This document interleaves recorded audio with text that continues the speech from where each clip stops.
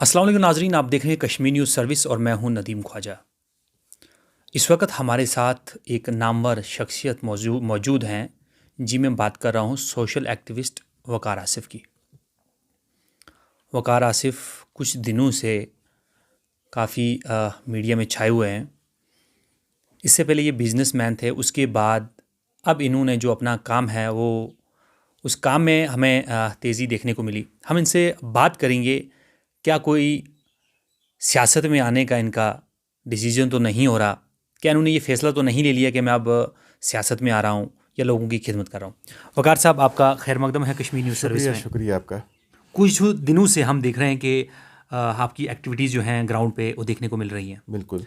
तो उस हवाले से आप ये बताएं, क्या कुछ सियासत में आने का कुछ। देखिए, आज हमने एक यहाँ पे एक अपनी एक पार्टी रखी थी जिसमें बहुत सारे लोग आए, यहाँ के रिस्पेक्टेबल लोग आए, कुड़ी के भी आए, पूरे इलाके के आए यहाँ पे हमसे मिलने के लिए। हम यही सोच रहे थे क्योंकि यहाँ पे हमारे बहुत सारे इश्यूज़ हैं। उड़ी में मैंने इवन देखा, एक सबसे बड़ा इशू अनएम्प्लॉयमेंट है। उसके बाद हमारा सबसे बड़ा इशू दूसरा है कि यहाँ पे कोई रोज़गार का जो जो चैनल्स हैं वो प्रॉपरली यूटिलाइज़ नहीं हो रहे हैं यहाँ पे। और जो तीसरा हमारा जो यहाँ सबसे बड़ी प्रॉब्लम है, हमारा यहाँ खूबसूरत है, उड़ी बहुत खूबसूरत है। लोग गुलमर्ग जाते हैं, पहलगाम जाते हैं, किसी को उड़ी के बारे में पता ही नहीं है। बुनियाद इतना खूबसूरत है, ये चीज़ें इतनी खूबसूरत हैं यहाँ पे कि डेवलपमेंट जो एरिया डेवलपमेंट है वो बहुत कम हुई है यहाँ पे।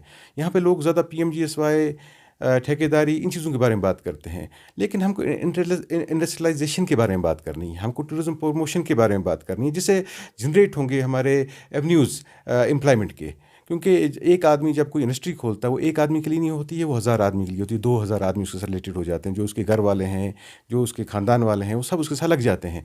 लेकिन यहाँ पे एक ही चीज़ है, वो चीज़ें यहाँ पे अभी तक आई नहीं है। कोई इंडस्ट्रियल पार्क नहीं है यहाँ पे हमारे कुड़ी में, मैंने देखी अभी तक। हमारे यहाँ पे सबसे बड़ा जो निकलता है जिप्सम है, यहाँ पे निकलता है और जम्मू पिसता है जाकर, वहाँ बिकता है जाके। छोटा सा यूनिट हमारे नौजवान नहीं यहाँ खोल सकते हैं, लगा सकते हैं, जो जिससे वो एक एम्प्लॉयमेंट भी जनरेट करेंगे, अपना प्रॉफिट भी कमाएंगे। बाकी चीज़ें ऐसी बहुत सारी चीज़ें हैं जो यहाँ पे, जैसे हमारा आप रख लीजिए, सबसे पहले NHPC है यहाँ पे। NHPC, मुझे लोग कहते हैं, हम इंजीनियर्स मुझे फ़ोन कर रहे हैं, अभी छोटे लड़के जो हमारे बोलते हैं जी हमको नौकरी का है, हमारी अब निकल के आए हैं, अभी रिसेंटली हमारे पास आउट हुए हैं कॉलेज से, तो अब हम आगे सोच रहे हैं नौकरी करने का गवर्नमेंट की। मैंने कहा आपको जो अपने प्रोजेक्ट्स हैं वहाँ 2-3 हैं, लोअर जेलम के हैं, उड़ी सिविल के जो प्रोजेक्ट है, इतने बड़े बड़े प्रोजेक्ट्स हैं हमारे 3 यहाँ पे, और आगे भी बन रहे हैं, हो सकता है बने और भी कोई यहाँ पे। तो ये हज़ारों करोड़ की जो बिजली है वो सप्लाई हो रही है पूरे ऑल ओवर इंडिया। वहाँ से हमको भी मिलता है पावर, सब कुछ हो रहा है। उनको CSR करना है। CSR होता है कॉर्पोरेट सोशल रिस्पॉन्सिबिलिटी, जो हर एक इंडस्ट्रियलिस्ट को करनी ही करनी, चाहे वो छोटी इंडस्ट्री हो चाहे बड़ी इंडस्ट्री हो। हम उनसे कोई हार्ड कैश नहीं मांग रहे हैं। हम उनको कहते हैं जो CSR, उनको 3% जो एरिया पे डेवलपमेंट के लिए खर्च करना है, जिसमें एक कमेटी उनको बनानी है, जो रिस्पेक्टेबल सिटीजन्स उसके पार्टनर्स होने चाहिए उस कमेटी के, और वो NHPC वाले मिल के जो डेवलपमेंट होगी वो हम और वो मिल के करेंगे यहाँ के एरिया के लिए। लेकिन आज तक उन लोगों को पता ही नहीं है कि CSR में इतना पैसा हमको मिला है। वो तो अगर हज़ारों करोड़ का उनका प्रॉफिट है साल का, कम से कम हमें भी 200-300 करोड़ ही दे दें डेवलपमेंट के लिए। हमें घर के लिए नहीं चाहिए किसी को भी, डेवलपमेंट एरिया डेवलपमेंट, हेल्थ के लिए। अभी मैं पढ़ रहा था, अभी मैंने लॉ पढ़ रहा था उसका, कि कोविड के लिए उनको खर्च करने हैं। इवन के कोविड के टाइम पे मुझे नहीं लगता कि NHPC ने यहाँ पे कुछ किया इस एरिया के लिए। तो कम से कम हम ये जाके, ये कोई लॉ है जो एक पार्लियामेंट में पास हुआ है, ये नहीं कि हमने कोर्ट में जाके खिलाफ करना है, उनके केस करना है, खता न खास्ता उनके खिलाफ जाके। हमने सीधा जाना है प्राइम मिनिस्टर साहब के पास, जो ऑनरेबल प्राइम मिनिस्टर साहब हमारे नरेंद्र मोदी साहब, हमारे जो बहुत ही विजनरी लीडर हैं, जो बात सुनते हैं, और वो हमेशा प्राइवेट सेक्टर को बढ़ाते हैं, आगे बढ़ाने की रहते हैं कि डेवलपमेंट, प्राइवेट सेक्टर की डेवलपमेंट होगी तो लोगों की डेवलपमेंट होगी, उनको ऐसा लगता है। बहुत ही विजनरी लीडर हैं और बहुत ही खुशनीना लीडर हैं। उन्होंने, आपने देखा ही होगा, गुजरात में उन्होंने एक मॉडल बना दिया, एक इंडस्ट्रियलिज्म उन्होंने वहाँ लाया। लोग वहाँ पे खुशहाल हैं क्योंकि वहाँ पे मोदी साहब चीफ मिनिस्टर थे इतने साल तक। तो उन्होंने, लोग बोलते हैं, जो जहाँ भी काम बोलते हैं इंडस्ट्री के बारे में, नहीं जी गुजरात को देखो, हमारे श्री नरेंद्र मोदी साहब ने बहुत डेवलपमेंट वहाँ की, बहुत डेवलपमेंट।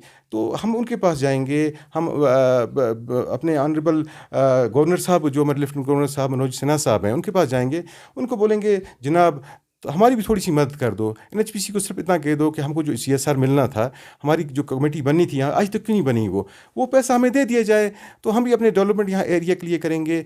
तो इसीलिए फिर और जो जुल्म हमारे साथ हुआ है आज तक यहाँ पे, जो चीज़ें हमें नहीं मिली, जो मिलनी चाहिए थी हमारे नौजवानों को, वो नहीं मिली, उनसे हम ये बात करेंगे जाके सब अपनी तरफ से। हमने यही डिस्कशन, हमारा यही चल रहा था आधा घंटे यहाँ पे, 1 घंटे 2 घंटे से, जब हमारे पास इतनी अच्छी लीडरशिप है इसको सेंटर में।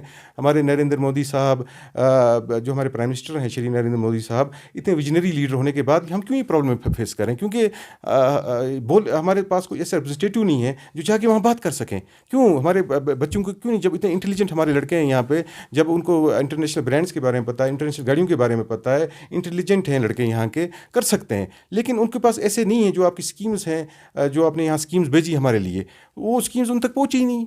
वो पता नहीं कहाँ गायब होगी, कुछ समझ ही नहीं आया, कुछ क्या किया क्या नहीं हुआ हमको उस बारे में मुझे तो नहीं पता है इस बार क्या हुआ। लेकिन स्कीम जब सब्सिडीज़ मिल रही हैं, इंडस्ट्रियल सब्सिडीज़ मिल रही हैं, हर जगह में इंडस्ट्रियल पार्क खुल रही हैं, तो उड़ी क्या पीछे रहेगा सबसे? हम भी, हमारे नौजवान भी आगे बढ़ेंगे। इवन के एम्पावरमेंट की भी जब बात हम करते हैं, हम खाली यूथ की बात करें, यूथ में आप बोलते हैं बॉयज़। क्यों बॉयज़? हमारी गर्ल्स, मेरी बहनें, मेरी माएँ और मेरी बेटियाँ जो उड़ी की हैं, वो क्यों नहीं आगे बढ़ेंगी? उनको भी तो आगे बढ़ाना है हमने, उनका भी तो हक बनता है, राइट तो उनका भी प्रॉपर है, हिस्सेदारी में तो वो भी प्रॉपर की हिस्सेदार हैं। हमारी बेटियां जो हमारी बहनें हैं वो भी हिस्सेदार हैं, उनकी कोई बात ही नहीं करता है। वकार साहब, हम इसको ऐसे मान के चलें कि एक नई सोच लेके आप जो है अपने एरिया में आए। बिल्कुल नई सोच तो है मेरी, अब कब तक चल सकेंगे वो मुझे नहीं पता। देखिए, जब भी यहाँ पॉलिटिक्स कोई भी ज्वाइन कर रहा है, मैं कल ही एक पॉलिटिशियन ने नई पॉलिटिक्स ज्वाइन की, उसकी मैं इंटरव्यू सुन रहा था इस पर, वो सिर्फ एक ही बात कहते हैं, 70 साल से इन्होंने कुछ नहीं किया, 70 साल से इसने। यार मैं कहता हूँ 70 साल जो वो नहीं कर पाए, हम अब सोचें करने का और कोशिश करें मतलब 100% ना कर पाएँ, 90% तो करके दिखाएं हम लोगों को। वकार साहब, आपकी बातों से ये लग रहा है कि आप फ्यूचर में जो है आप पॉलिटिक्स ज्वाइन करने वाले हैं।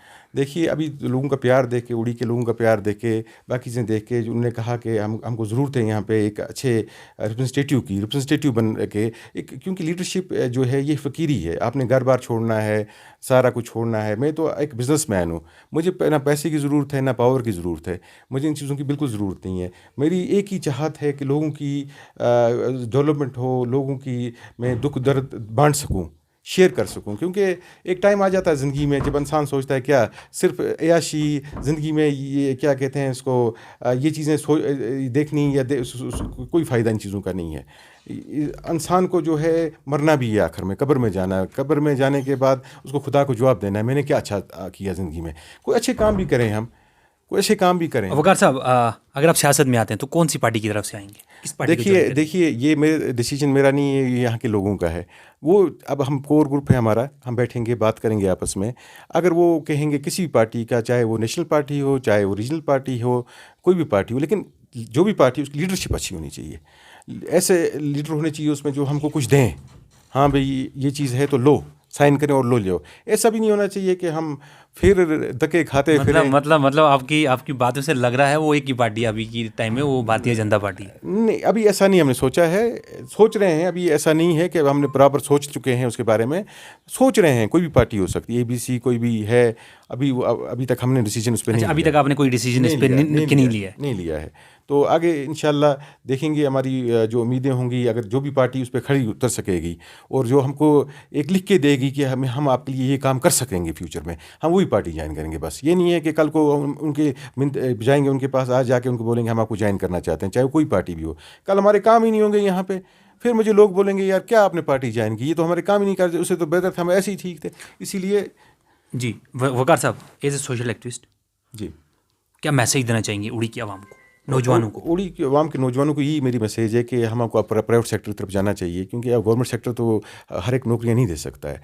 आप ये देख लो कि एक अगर इंडस्ट्री कोई खोलता है, छोटा सा कारखाना भी खोलता है, 10 आदमी तो उसमें एम्प्लॉइज़ लग जाते हैं, 10 घरों को हम चला सकें। आप राज्य खुद बनो, आप क्यों प्रजा बन रहे हो? गवर्नमेंट नौकरी करनी है, सुबह निकलना है, फिर शाम को घर आना है, आप क्या दे रहे हो, कंट्रीब्यूट क्या कर रहे हो? हम प्राइवेट सेक्टर को यहाँ बढ़ाना चाहेंगे। और ठीक है, अगर गवर्नमेंट में भी नौकरियाँ मिल रही हैं हमको और अच्छी अच्छी नौकरियाँ सामने आ रही हैं, वो भी हम लेंगे। ऐसी बात नहीं कि हम गवर्नमेंट नौकरी को छोड़ देंगे, लेकिन हर चीज़ को तो नहीं, हर चीज़ को हम इंकरेज करके यहाँ पे बढ़ाएंगे उस चीज़ को। जैसे टूरिज़्म है, जैसे प्राइवेट सेक्टर है, सब चीज़ों को हम इंकरेज करना चाहेंगे यहाँ पे। जी, बहुत बहुत शुक्रिया वकार साहब। ये थे एक नई सोच के साथ एक नए लीडर हम कह सकते हैं, सोशल एक्टिविस्ट अभी तक हैं, अभी तक कोई पॉलिटिकल पार्टी ज्वाइन नहीं की है। फ्यूचर में हो सकता है कि किसी पार्टी का भी हाथ थाम सकते हैं। कैमरामैन मलिक दानिश के साथ मैं नदीम ख्वाजा, KNS उड़ी।